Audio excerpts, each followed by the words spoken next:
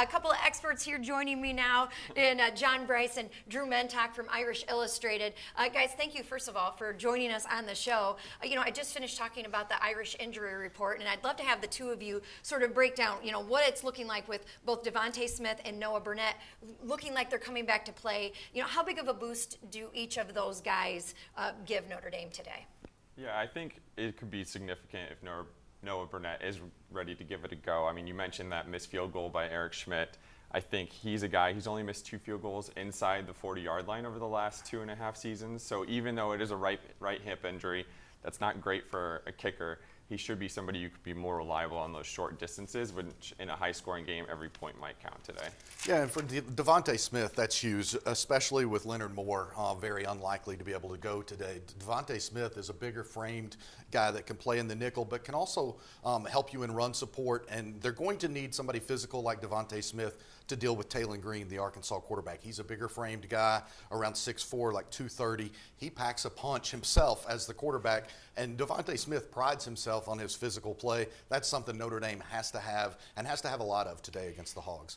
And you have to imagine, so Sam Pittman and Barry Odom, the Purdue coach, they used to coach together at Arkansas. Odom was the defensive coordinator.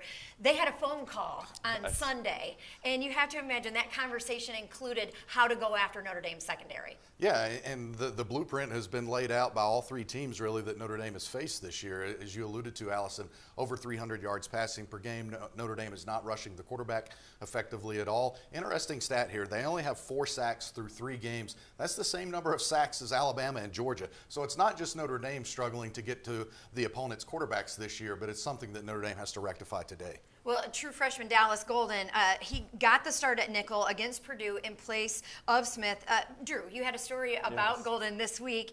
And, just talk about the impact that Golden made. And if Smith is back, how do you still get him on the field? How do you get his ability and talent out there when he maybe doesn't have that spot to start in? Yeah, absolutely. I think even in the first game when Smith was available, he only played about 37 snaps at nickel. So he is a guy who maybe isn't as strong in coverage as you'd like him to be at nickel. So I think they would still want to rotate him in there, but also it's possible Smith does help out at corner with Moore injured. But I think what you saw from Dallas Golden last week is he's a former top 100 player. He was Notre Dame's Sean Alexander freshman defensive player of the year watch list nominee before the season, and you saw that talent come to bear.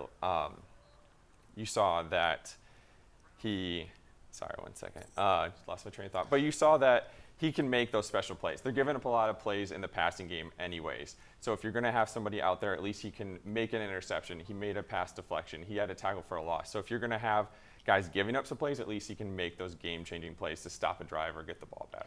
Well, so much conversation this week has been about man, zone, cover 1, cover 2, cover 3, cover 4. The secondary ranked 132 in the nation, giving up, you said, nearly 300 yards per game. From both of your professional opinions, Marcus Freeman says it's not the defensive play calling, it's execution. What is the problem, and how do they get it fixed? Well, it is execution, but it's also they're playing more zone than they have previously under Al Golden. They're missing Xavier Watts for sure, the former Nagurski winner. And then, they're not getting pressure on the quarterback. That means you have to hold your coverage longer. We've heard Marcus Freeman talk about technique more. That means technique has changed because the technique was executed very well last year.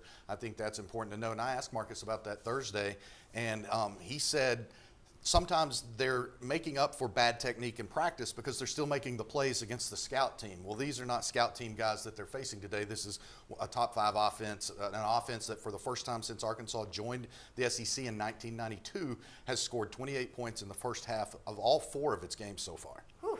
And I think you look at what Al Golden had to do a few years ago where he came in, Notre Dame did kind of regress in defense a little bit under him, and he talked about having to throw a bunch of things out. And I think you referenced Sam Pittman's press conference. He talked about how he likes the way they match up against Notre Dame, and then specifically talked about how Notre Dame throws a bunch of different coverages out at them. So I'm kind of thinking maybe it'd be good to simplify it a little bit, make sure you're only running with the players, especially if you have young guys like Dallas Golden and Mark Zachary out there, running what they feel confident in and can do well rather than just trying to trick up the offense all the time.